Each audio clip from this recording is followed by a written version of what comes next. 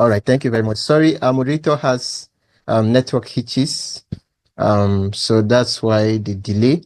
So quickly, I'll introduce our speaker this evening, who will be discussing with us on how strategies that we can set our goals for 2025 and beyond, and how we can make the most of the year.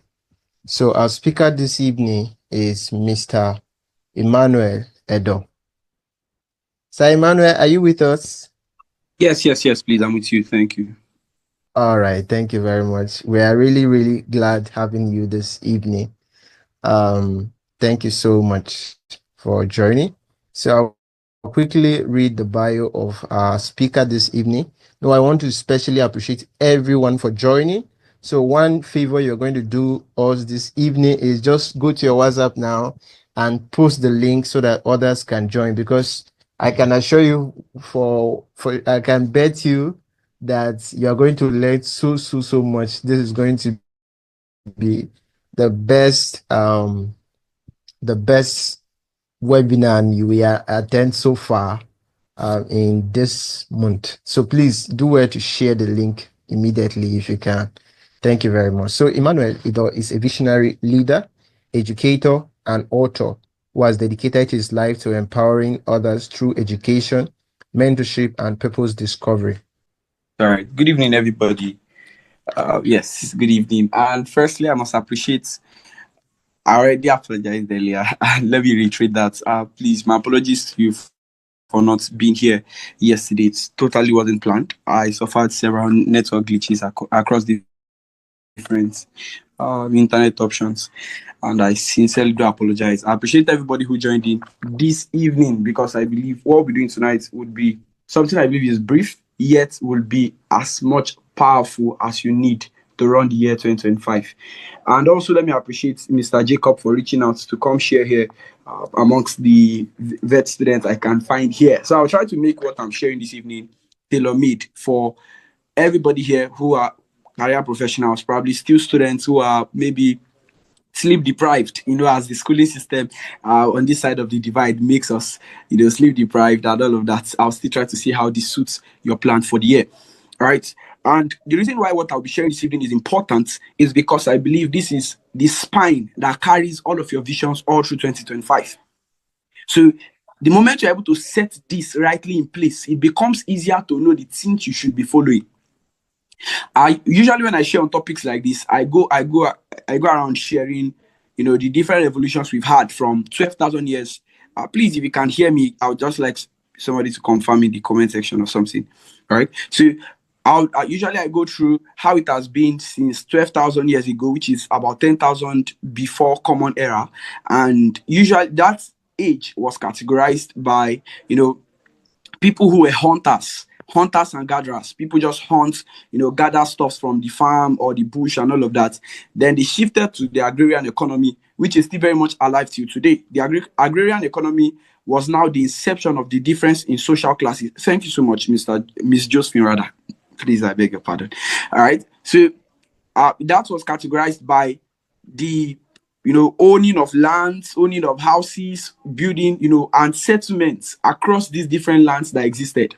So that was the initial, inception of the difference in social classes we have. We have the aristocrats, the people of higher social classes, and all of that. We shifted from that economy into the the commercial economy. Beautiful. Thank you so much, Mr. Simon.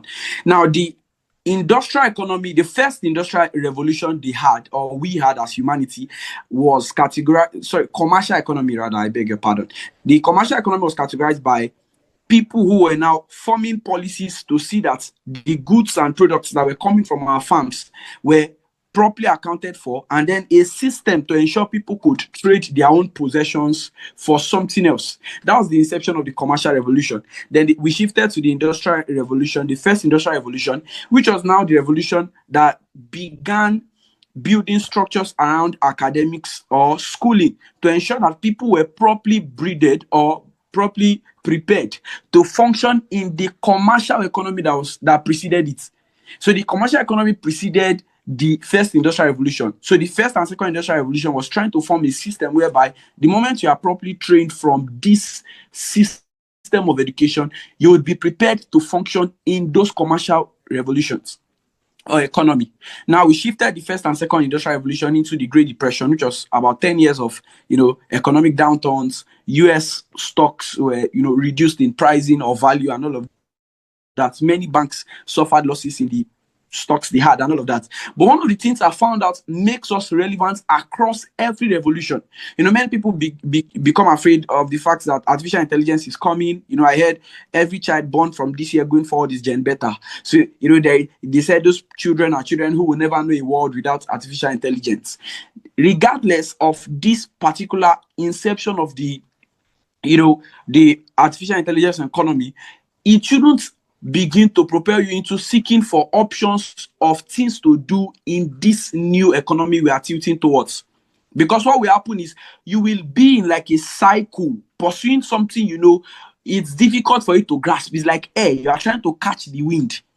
Yes, the different evolutions we have are like wind. But one thing that will make you relevant across all of these ages will be if you understand your placement in every of these economies.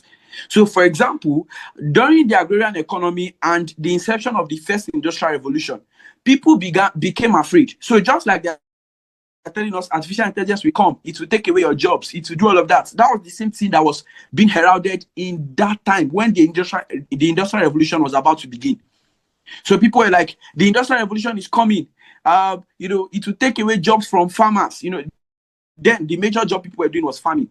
So they felt like the industrial revolution, which is going to build, it was during the industrial revolution they started doing machines that were working on farmlands and all of this. So they were telling the farmers at the time that these machines that they are creating will come and take away your job. And it's a lie. And I believe that's the same virus that is going on today. Artificial intelligence is coming, it's going to take away your job. No, what is going to happen is it is going to do a redefinition of the jobs that we have today. So somebody who has a tractor that is working on his farmland knows that that tractor has not taken away his job. However, that was the news that was going around, that this will take away your job and all of these things. Maybe there are stuff going around, people who are vet students saying, as a veterinary doctor or something, they are creating robots. I don't care. What I'm trying to tell you is the only thing that thing would do is that it would change the system of work for veterinary doctors. So for you who is a vet here, one thing you should begin to do is do not just focus majorly on clinical practice. Begin to tilt towards making research, doing stuff around policy making in wildlife, doing wildlife conservation. I know there's a page on Facebook that just brings in these influencers to come talk to people about not killing these wildlife animals and all of that for food, right? And I know they are doing a great job. Those people will never lack their placement in the future. However, where the artificial intelligence wants to come and disrupt work and all of that, you will still have a place to function. So, there are lots of projections around, what will happen by 2030, the system of work, how it will change, how the gig revolution will have, it just has a lifespan of about 5 years. So those of you who are vets, but you still have maybe jobs like you are good with coding, you are good with graphic design, good with all of these things. It is projected that in the next 5 years, the lifespan of your gig has just about 5 years. So it's you're about to see the end of the gig economy, which began in 2020 during the COVID-19 interception of work and everything, right? But that it has a lifespan of about 10 years. Now, the reason I'm having to go through this route is because you need to understand the reason why this is important, that you are a good goal setter. And one thing I believe is that goal setting is but a profitless venture if you do not have a vision. So I see many people who have goals. I want to be graduate the best vet student in this particular campus. And then what happens after you've become the best student? Probably during your convocation you are awarded and all of that. What happens next? You will find out that even the people who didn't emerge best students in your set, many of them will still go on to do great. And this is not me sidelining being hard work or diligent in your work. No, I am saying that beyond the goals you are setting, let the vision back it. And what's a vision? A vision is the animation of your purpose. So you should know your purpose. Beyond the career path you are choosing or treading on currently, you should know your purpose. That one is it's not a topic for tonight. I believe everybody here should have a consciousness of the fact that they have purpose and should look towards having clarity of their purpose. The moment you have this a sense of purpose and then clarity of your own purpose, the next thing you should begin to see are your visions. What's the vision? Are you looking to see probably a Nigeria or a country? If you're in, I know there's somebody from Cameroon. I don't know if there are other persons across different countries here as well. A country where people are now properly relating with healthy, animals. There's proper setup or structure for preservation of wildlife and all of these things for people to just come see some animals so that they don't go out of extinct or go on extinct and all of that. If that's the vision you have, the vision colorizes your purpose. Okay, I'm an innovative education advocate. One of the visions I have about this purpose, I particularly know I have, is that I want to see a day where educators are properly rewarded with incentives like money, other proper working conditions, and then secondly, a system of education that is tailor-made for individual students. Because I found out that students on campus or secondary school and all of this, we are treated the same way, as though we came from different backgrounds. We had different as though we came from the same backgrounds. We have similar experiences and all of these issues and all that, and they are treating us as though everybody should have the same assimilation rates. They are treating us, all of these things. They are quite funny stuffs. But the moment the educational system understands that every student have their individual uniqueness, they will set up a structure that will fit into the plan and purpose of everybody who is a student. So this is the vision I have, that students will now find out they can embrace an educational system that supports their uniqueness. And also educators can be properly rewarded. These two visions, if I can see a day where those two things happen, I will feel fulfilled. And so this is what sponsors my reason for setting conferences all through the year. I run about 3 conferences yearly and all that. It's what sponsors my desire to set conferences. Currently, I have a goal of going to a few parts in the north to just do a little on female education and a little on educational redesign and all of these things. Those are goals. Those goals are only supposed to help me see my vision materialize. So many of us set goals without having visions. So I want to host a conference. That's a goal. I'm on this social entrepreneurship space, and I know many of my colleagues who host conferences. And if you check well, you will find out the reason for their hosting conferences is not sponsored by their desire to see people impacted or lives transformed. It is sponsored by their desire to just say, okay, me too, I can gather crowd. Me too. So what happens is they gather people to conferences, they do us paparazzi, they shout, they do backfire to aspire to retire and all of this. Think big, think billions, which is not bad. But in the essence of these things, you are treating us the same way. It was P.K. Olakule Sorion, the esteemed futurist, one of the greatest futurists in Nigeria, that said that when you go to a conference and you're telling people, do not give up, you are wrong. You are treating everybody the same way. There are certain people in that audience who have to give up, who have to begin to give up certain ideologies, have to give up certain routines, have to give up certain habits in that audience. So it is very much important that these people understand that there should be a vision that will back your goal or desire to host a conference. I'm just using this as case scenarios. All I've been going around doing is just to point out the necessity of you setting goals. All right. It was Bill Gates that said that.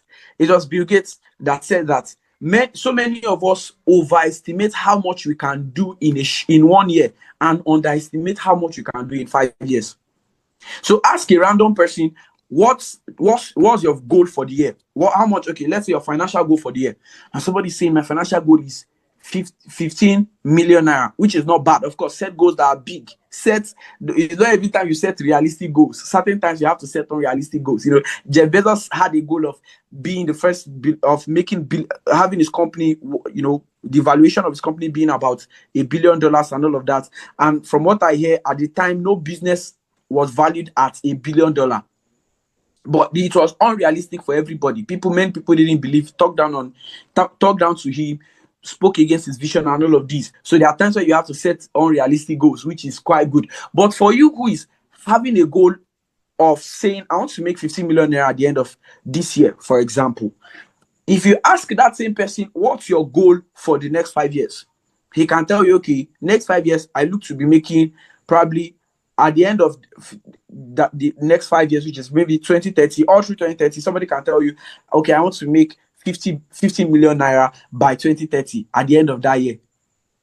And you're asking, wait, if you're making 50 million this year, one of the things you should be having is a geometric increase in your revenue generation or the income you are making in that business. But in the long term, many of our minds have not been reconstructed, recalibrated to think long term. So we overestimate how much you can do in 1 year. So some of you will need to go back to your goals and review certain things. Some of the goals you've written down, you have to take them off and say, okay, this is not for this year, this is for next year. We write so many things on in fact, your goals are supposed to be as simple and clear for you enough to understand. But so many of us write very ambiguous goals. Your goals can fill up 3 pages for just this year, which is not bad. But there should be certain structure that have been set in place to ensure that you can follow up on the goals you set. All right. So I would like to begin with a quote by Tony Robbins. Tony Robbins said, setting goals is the first step in turning the invisible into the visible. He said, setting goals is the first step in turning the invisible into the visible. Now, one of the things I like to do when I discuss anything around goal setting is the fact that we should understand certain things. In data analytics, which I did a little practice on, in data analytics, one of the things I found out is that the only way people or professionals predict the future of a company, the only way professionals predict the long-term plan or projection of a company is to check antecedents. And I know where I'm going with this. Now, I usually say that if you check, I have a theory, and the theory is that I have a thesis, and the thesis is that if you check your father, if you probably your dad did a little bit of fashion around the time of 1980, 1990, one of the things you'll find out is that the clothing that were in vogue in those days were baggy trousers.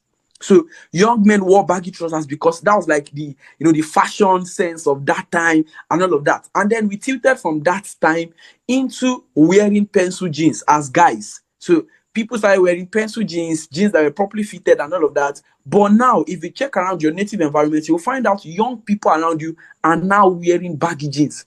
While these people are wearing baggy jeans, thinking it is a new fashion sense, it only goes to tell people who are careful to observe that life in its essence goes in a cycle, rather, sort of. So the only way you'll be able to set a goal and say, this is what I want to achieve, is there are 3 steps I believe you should consider in goal setting. Goal setting requires that you learn from your past experience. So some of you set goals last year. You know the goals you set, many big things you want to do. Some of you, I'm sure if you pick your goals of 2024 for last year, the goals for last year, you will start laughing because you found out of maybe all the 5 you set, there were about only 3 you did. So one of the things you do for goal setting, it requires that you learn from your past experiences. Secondly, it requires rather that you locate your current opportunities. There are so many things that are available now that you are not seeing. Probably there are other people who are shifting into other branches of vets, who are going into, policy making. All of the people who are saying, okay, we want to be able to set up structures to ensure our animals live healthy, or their proper ecosystem for the wildlife and all of these things, to avoid them having to go into extinct and all of these things. The moment you are able to locate the current opportunities, there are other branches of vet you are not seeing, and it is beyond clinical practice. Thirdly, you should now launch boldly into your future. So these are the 3 things goal setting will require. So you locate your current opportunities. What are the things that are available now? So many people are so much groped into regrets. Secondly, so many people are so much, so many people feel insufficient with their current placement. Okay, they feel like so many things have not aligned. I feel like not everything is set. Maybe you have plans to do a vet conference for vets across Nigeria or across different countries, probably an online conference or a physical conference, and you're like, okay, I don't have the people who can help me do publicity. I don't know how to do this. I don't have the sponsorship I need. I don't know how to do all of that. You should locate your current opportunities. There are many people for goal setting. One of the things you should begin to consider is not just how. Also consider who. Who are the people you know can help you do this? So reach out to people who are ahead of you in this your journey. Okay, I have a plan of doing something along the line of this. So I'm not just sidelining this to maybe your vet practice and all of this. So you can apply this to every aspect. Maybe you want to learn a skill, a tech skill, something else, and all of that. You can apply this. There are people ahead who you can reach out to and say, okay, I'm looking to do a conference. I'm looking to do something. Communicate your vision with this person. Tell the person how that the person's work probably has impacted you in time past, and you are looking to see how the person can guide you on seeing this vision materialize. There are people who can help you have your vision come to light. So you locate your current opportunities, and thirdly, you launch boldly into your future. So many people are scared of the future. They are scared of, okay, what will happen in the next 2 months? Okay, I've set a goal for doing an outreach. I've set a goal for doing a conference. I've set a goal for starting up a business. I don't know what the future holds for me. But one of the things you should begin to do, remember where I started from. You check your antecedents. That's what makes it possible for you to check the future. All right. So competence in every essence, competence in fulfilling your goals transcends just words to your ability to say it, plan it, and do it. So for your goals, it is beyond just you writing something and placing on your mirror and just standing in the morning. I am great.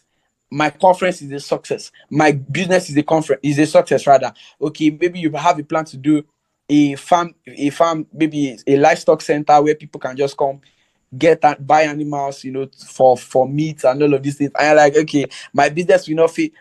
Competence will transcend just your ability to say it, but it will move also into you planning it, which I will teach you or show you a few minutes after now, and also you going ahead to do it. And remember what I said, that a goal without a vision is but a profitless venture.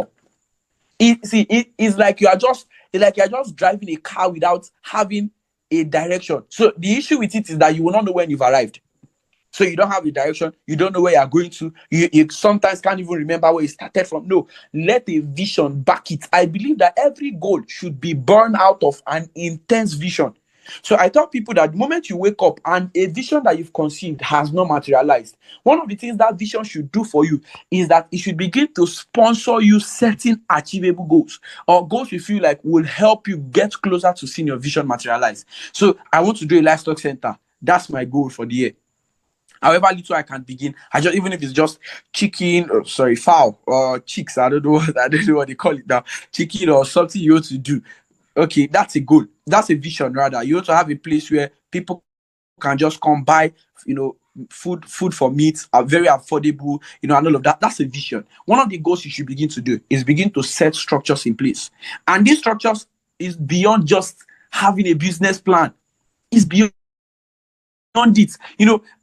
So many people have business plans, and in fact, before I could even set up any business plan for my study academy that I run currently, we began without having any documents to say this is a document of facts. These are the document of facts, or this is the projection.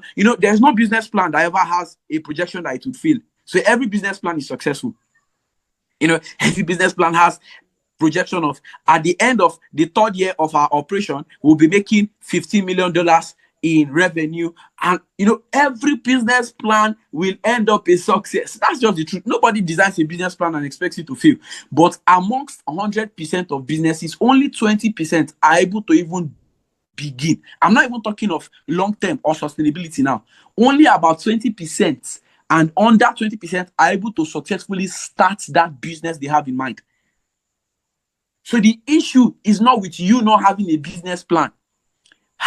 You can have that business plan, have that vision, but begin to set goals. Okay, what can I begin with? I can begin with maybe buying a big drum or something, putting fishes into the drum, just seeing how to get feed and all of that. Begin to make your research on, okay, what kind of feeding options can I have for my fishes? Should, in case I no longer have the money I have currently, how would I be able to, feed these animals to ensure that they don't just die and all of that, and I lose business and all of. You should begin to consider these things. It is very much important that you begin to do this, because your goal setting without you having a vision is fruitless, is purposeless. It doesn't even have direction. So you say you want to make 50 million naira. And see, trust me, when I began making financial goals, as at 2 years ago or so, I would tell myself I want to make 3 million naira. As at 2 years ago, at the end of 2 years ago, I remember I made, is it 2 years, 3 years ago or so? I remember I made about 4.5 million naira at the end of the year. But one of the issues that happened was that I could not now see the money. So I had my around all of that. All the money that passed through the different accounts I had, all of the money I made from business, I could not find anywhere to see. I could not say, okay, this is truly it. But I know this money passed through my account. But the truth is, I have achieved the goal of making that money. But the issue is that there wasn't any vision that would inform me sustaining the money I am making, having plans along, saving certain amount of money, pushing that money I'm making into a system that I know can give me more money in return. Right? So you should begin to check your visions. All the goals you've written down that are not backed by vision, begin to check them. Are they really what you're pursuing this year? So what goals does is that it bridges visions and fulfillment. So goals is like a bridge between your visions and your fulfillment. Remember Tony Robbins' quote? He said, setting goals is your first step towards turning the invisible into the visible. So a vision is a mental image, is a clear-cut picture of what you want to achieve. Now, the fulfillment of that vision is dependent on your ability to set goals and follow through with the goals you've set. So your vision is a mental or clear-cut image of purpose. It just animates your purpose. It just gives you like an image. It gives you color to your purpose. But what goals will do is that goals will bring you from the place where your vision is conceived to a place where your vision is achieved. All right. So your yearning, your desire, your journey of fulfillment of or materialization of your vision should bet goals. I go over that again. Your yearning, your desire, your journey of fulfillment or materialization of your vision should bet goals. The visions you have should begin to push you towards betting goals, should provoke you setting certain kind of goals, however bizarre they are, however ambiguous they are to the normal person. Just make sure it is clear enough for you to follow through. So set goals. It will ensure that your desire doesn't go to waste. There's a quote that says, hope deferred makes the heart sick. So the moment you have a hope of something you want to achieve, and 31st December 2025 comes, and you cannot find anything along the line of you saying, okay, I've been able to achieve this goal and all that, you'll find that you will almost go into depression, saying everybody sets goals, everybody can track their progress, but it's like, I don't know, it's like nothing is working and all that. So the moment you're able to set your goals properly, please, I want to ensure you can still hear me, and I'm not just speaking to myself. If you can hear me, just type visions should bet goals. If you can hear me, I just want to know if you are following me. Visions should bet goals. Visions should bet goals. Just to ensure that everybody here is following what I'm sharing this evening. All right. So existential goals without pre-informed vision is a spineless or purposeless journey. All right, beautiful, beautiful. Thank you so much, Manuela. I see your comments. All right. So I want to see, I think we're about 12 other persons on the call. I want to see you sending it also your own message to know you're following me. All right. So existential goals without pre-informed vision is a spineless or purposeless journey. So it's just like you have a goal. There's nothing. Thank you so much, Tolu. Thank you so much, Christabel. I see so many comments from us. Good to see we are following through. All right. So it is not just good that your goals exist. It is better if you have visions that sponsor those goals. How then do you set goals? The way you set goals, thank you so much. I see all your comments. How then do you set goals? How do you set goals? Let's go over this together, guys. How do you set goals? How do you set goals? The first step in any goal, you can just be writing in the comment section as I speak, or I know some of you might be your jotters and all of that. So the first step in every goal setting is ideation. I have a conference I call Ideation Saturday Conference. So what happens in the conference is we're not even coming to do gimmicks. It's usually a virtual conference, a day where I'll be inspired to just do it physical. I'll try to do that, but for now I think it's just better I leave it virtual. All right. So I teach ideation. The only thing we come to do is ideation. How do you bet ideas? So many people say I don't have ideas. So many people are content writers, the poets, all of these people who write on Facebook or write articles online, and they are like, I don't know, it's difficult. After I write, after a while, I don't know. I don't usually know what to write next. I don't know. Ideation is simple. Ideation is very simple. When I started doing content writing on Facebook and other platforms. One of the things I started doing was I would open, and usually I do this in the night. I would open my notepad and write THE. Or I can write man. I can write something. The moment I start by writing THE, it begins to bring certain options. It's just like your auto, what's it called now, suggestion, your suggestion on your keyboard. If you use your phone very frequently, one of the things that happens is the moment you write, let's say D, your keyboard will suggest different words for you. That's the same process your brain goes through.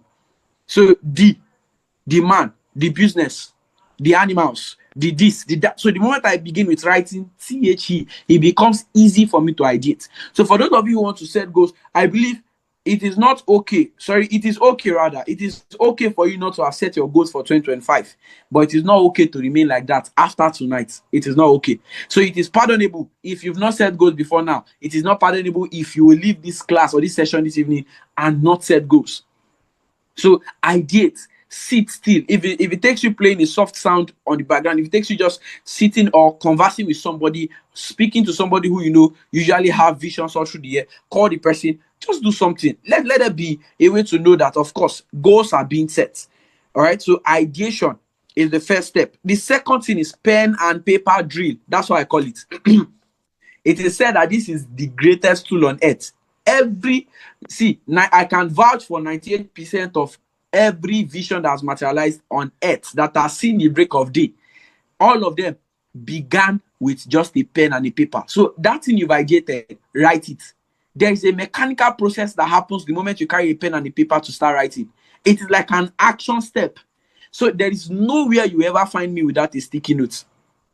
Nowhere, almost nowhere, that you will find me without a sticky note or a jotter for me to write something. No, you will have it there. And one of the things that happens after I've written down the goals on my sticky note is that I now transfer it to a jotter.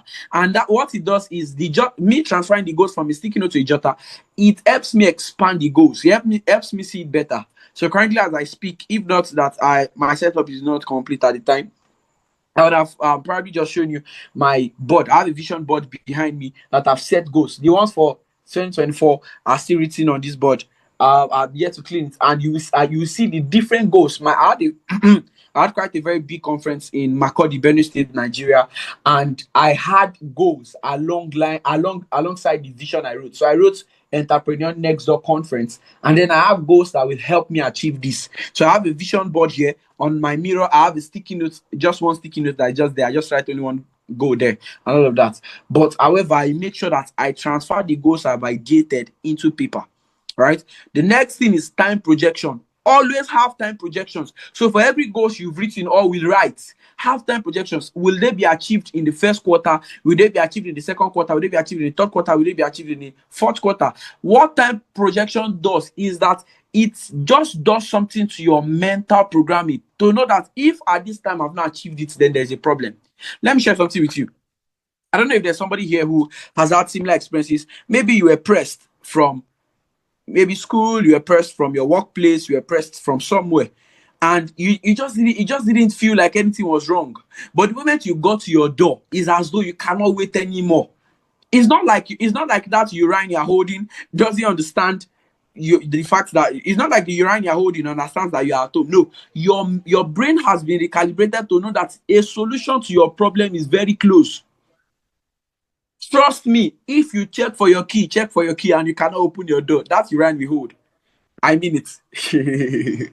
All right. So timing just does something to your mind. It just helps you know, okay, I have a metric for saying, have I achieved this goal or not? So have a time projection. Fourthly, key success indicators. Key success indicators. Key success indicators. This key success indicators rather is just like the fifth point. I have just 6 points here. So key success indicators are certain things that will indicate to you that you've achieved a goal.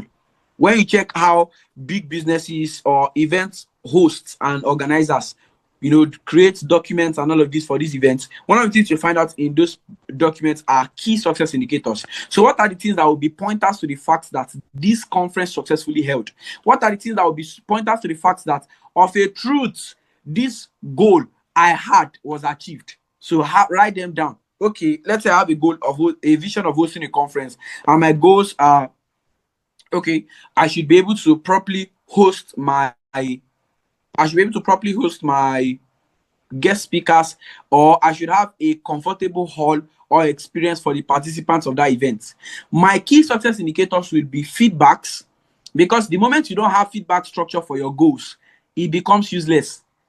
So feedback, set up a feedback structure to say, okay, with this feedback structure, I'll be able to know, follow up on the progress of my goal. So have key success indicators. Fifthly, the fifth thing is metrics for assessment. So what are the metrics you use to assess your goals? So somebody else rather has a goal of making 15 million naira or 30 million naira at the end of 2025.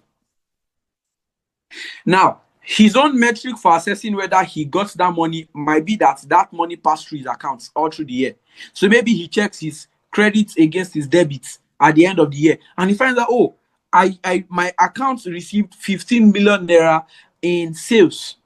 Another person's metric for assessing whether he or she truly got or achieved that goal will be that he had a system for retaining that money he made all through that year.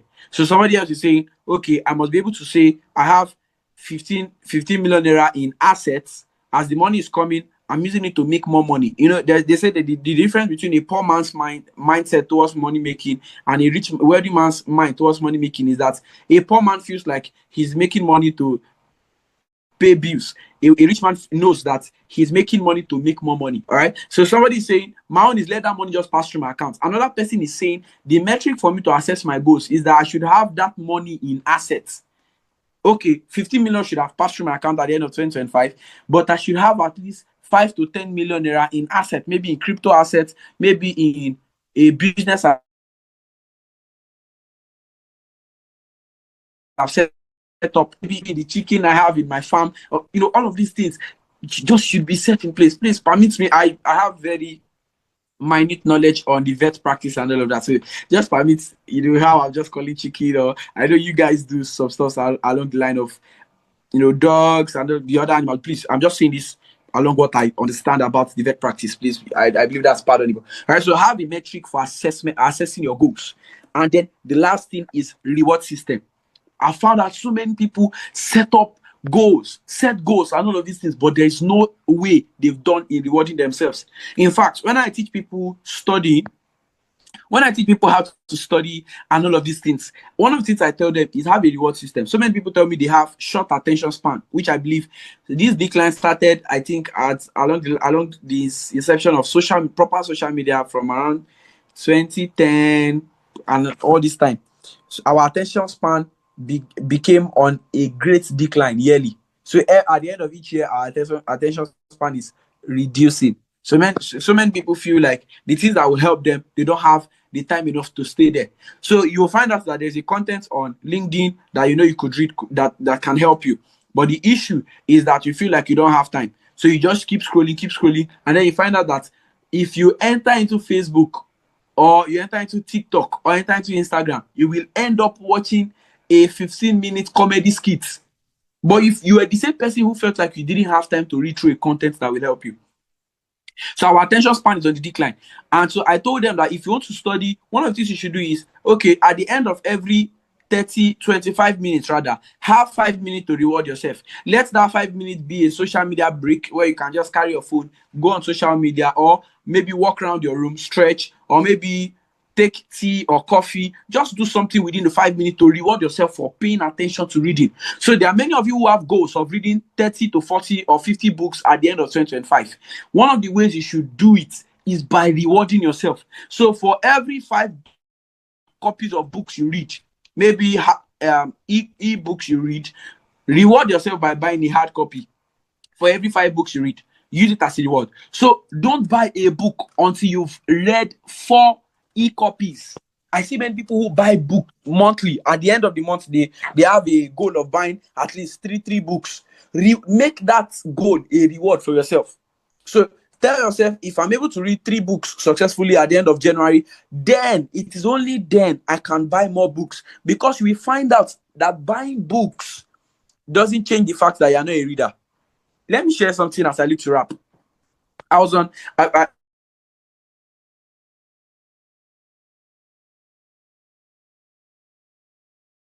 I hosted my first conference during that conference. My conference was supposed to happen on March 18th on that particular year, in that particular year rather. And so because the school I told you I was an undergraduate at the time, the school I was in rather at the time went on like a mid-semester break, which was about 1 week. So it meant that people were just resuming around the time my conference was to hold. So only a few students would be on campus at the time. So I shifted my conference to the next week, which was 25th, 7 days later. Now, on that 25th of March, when during the conference, I began my session by doing a practical. So I asked students, because what the theme of the conference was schooled and skilled. So it is like positioning for post-school relevance. I was trying to see how students can position for relevance after school. So I asked them a question. I said, how many of you carried your books home during the mid-semester break? About 80 students in the hall raised their hand that they carried their books home with the intention to study. I now asked, how many of you actually read the books you carried home? Trust me, only 2 people out of over 100 people in the hall raised their hand that they actually read their books after they carried it home. What does it go to tell you? It tells you that the things you cannot do on campus, trust me, trying to say, okay, school is tough, that's the reason I can't do that, is a lie. I've done business, I've practiced my faith life, I've practiced, being an excellent academic student because I'm the top student in my class. Still, I have a thriving business that thrives in a few universities within Nigeria. I'm a public speaker. I'm an innovative education advocate. I do content writing. I do all of these things. I have superfluity of things I do. This doesn't mean I don't know. I just do scatter thoughts and all of no. It doesn't mean I just do too many things and have no direction. That's not what it means. It only means that I'm dedicated to fulfilling every of the goals I have set. So I told them, if you cannot practice these things on campus, if you are not reading your books on campus, telling yourself that when you go, you will read your book is a lie. You don't deceive yourself. Let's not. I used to be like that. So if you have a goal of reading 4 books at the end of each month, if you have a reward of saying, okay, I'll buy at least 2 books at the end of the month, those 4 books should first of all be e-books. Don't just go ahead to start buying books because you have them at your disposal. You will find out that if you are not able to pay due diligence to read those ebooks, there's nothing like I'm not an ebook person. All of us use phones. All of us use our phones. It just takes a lot of discipline. In the moment you can diligently read about 4 books at the end of that month, then it becomes a premise upon which you can reward yourself by buying hard copy books. All right. So don't waste your time by setting goals and not having a way to reward yourself. If you have a goal of keeping fit at the end of at every day, just have a way to say, okay, for keeping fit at the end of each week, I should be able to go out to just maybe go see wildlife, go see, just go around, see different business. Just have a reward system to ensure you have the goals, because that way it goes to tell you that there is something you are seeking beyond just achieving the goals. Right? So have a mindset, a long-term mindset. So I'll go over the steps I said for goal setting. The first step is ideation. The second step is pen and paper drill. The third step is time projection. The fourth step is key success indicators. The fifth step is metrics for assessing your goals. And then the sixth one is a reward system. I would like to quickly go through a few things. These are the enemies of your goals. The enemies of your goals are a few things. Number 1, procrastination. Number 2, small-mindedness. The reason why your goals are you are not motivated to pursue the goal is because it doesn't look big. Your goal has to be bigger than what you can hold now. The reason I know I can do a conference of 15 million naira this year is because I held a conference of a certain amount of naira last year. So your small mind will stop you. It doesn't mean the goal we had a particular financial goal for sponsorship and everything for last year, but then we didn't allow it to stop us. My first conference, I held it with a mindset of when people see this, they should be doubting if it was the students that hosted this conference. And so I allowed that conference to have so much of financial burdens, not because I just want to set it for setting sake. No, I was setting those goals as my own payment into driving for excellence. Excellence is a non-negotiable factor for me. It's something we do in my mentor's mentorship hub. We don't joke with excellence. So I know that if I have excellence as a factor that I uphold for achieving any goal, then I should not allow my small mind stop me. A foreigner, somebody in the other side of the continent, should be able to see my conference and say, you did properly, you did a proper job, you did something great here. And so it didn't stop me. I started bringing, in fact, the first conference, I brought somebody from Ibadan down to Makodi for the conference, several other persons across Benue State, but not too many people from outside of Benue. But I didn't allow a small mind stop my vision.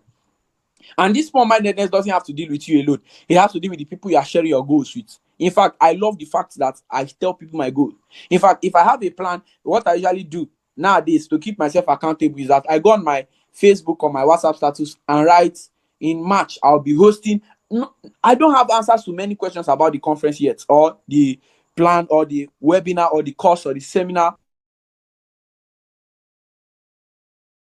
something. I don't have all the answers yet. Into saying, okay, I have so many people who I have to be accountable to. And then I find out my friends start messaging me, okay, what do you think we need to do to make this work? I had a plan of going to a few northern universities in northern Nigeria, and then all I had to do was speak with a friend, and he told me, okay, I know a few guys you can speak to, I know certain people I can reach out to make this particular vision work. And then it just, in fact, the night I spoke with him, I went back to my drawing board and expanded the whole vision. He told me, why are you just opening it to 100 persons?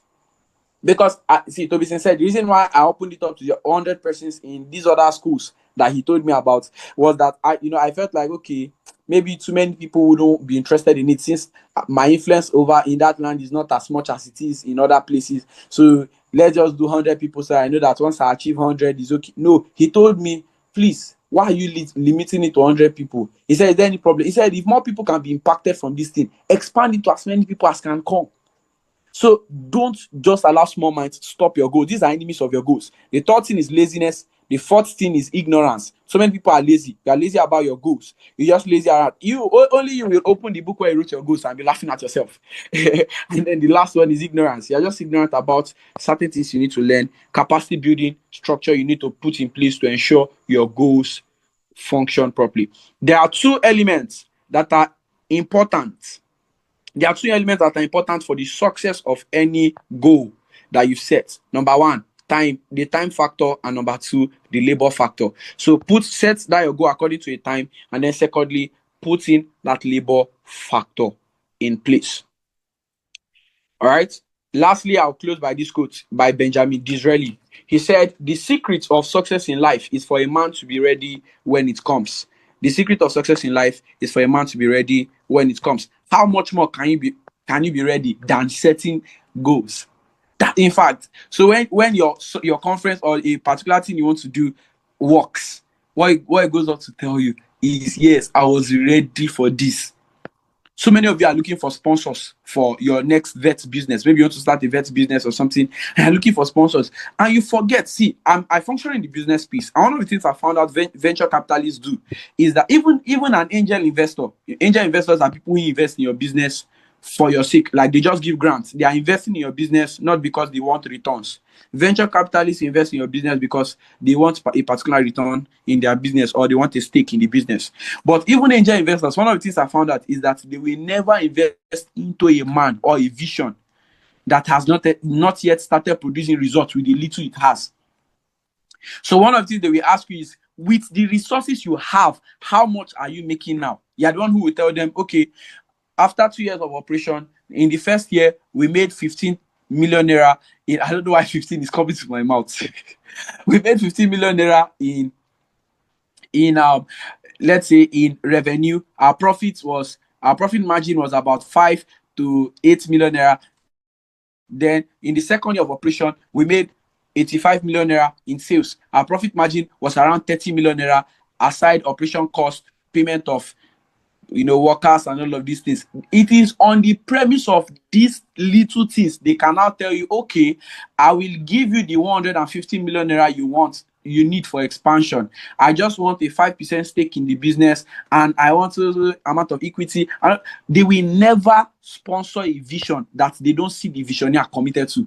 right? So the only way your success can truly meet you, the secret to success in life is for a man to be ready when it comes. All right, thank you so much for listening to this little session. I know I was giving just a little around 45 minutes to just share this evening, and then take 15 minutes for questions and answers. Please, I would like to take your questions if you have any.